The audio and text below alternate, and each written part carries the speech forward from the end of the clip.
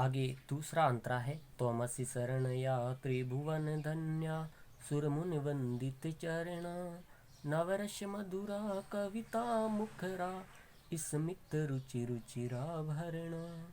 अर्थात हे माँ सरस्वती, तुम तीनों लोकों में श्रेष्ठ हो।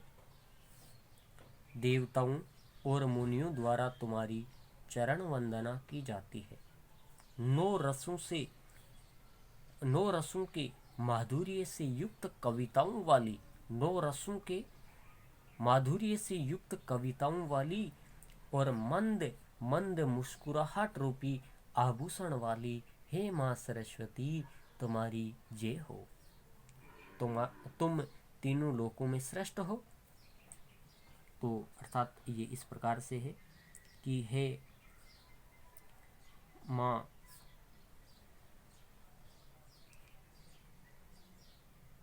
सरस्वती, संबोधन का शब्द है। हे माँ सरस्वती, तुम तीनों लोकों में श्रेष्ठ हो। देवताओं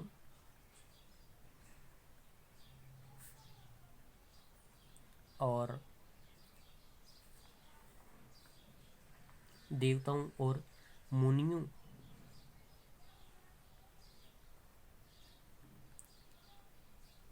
मुनियों द्वारा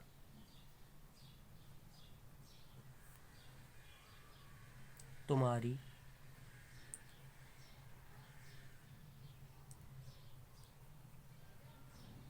चरण वंदना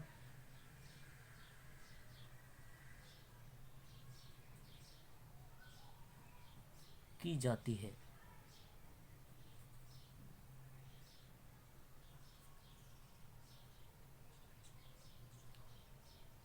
नौ रसों से युक्त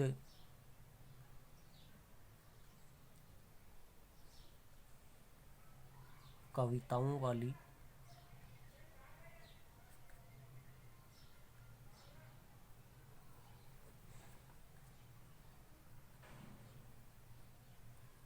मंद मंद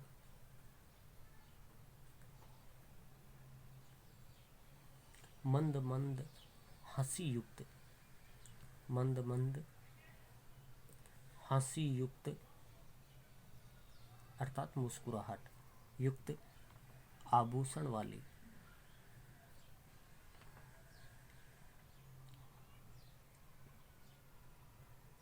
मंद मंद हंसी युक्त आभूषणों वाली हे देवी, वापस देवी में संबोधन, हे देवी तुम्हारी जय हो।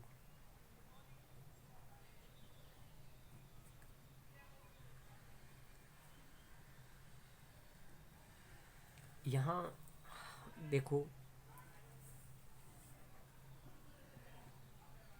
एक शब्द आया है नवरस। तो रस 9 प्रकार के होते हैं।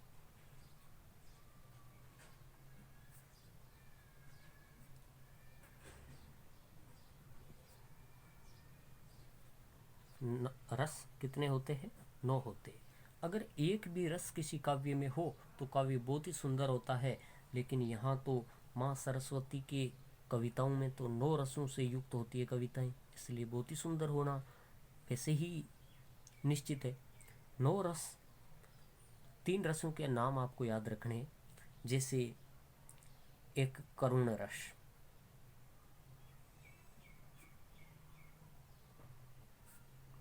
दूसरा श्रृंगार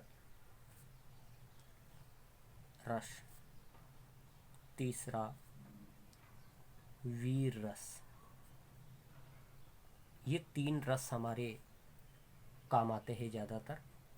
वैसे रौद्र रस, हास्य रस, इस प्रकार से 9 रस होते हैं। करुण रस हमारा प्रसिद्ध ग्रंथ संस्कृत का आदि काव्य रामायण, रामायण का रस करुण रस है। हमारे आगे एक अभिज्ञान शाकुंतलम आएगा। अभिज्ञान शाकुंतलम, शकुंतला की कहानी। श्रृंगार रस है। वीर रस महाराणा प्रताप, महाराणा प्रताप, ये कवि वीर रस का होगा। अर्थात करुण रस में जिसके प्रति कोई करुणा संवेदनशीलता हमें प्रकट होती है वह करुण रस होता है।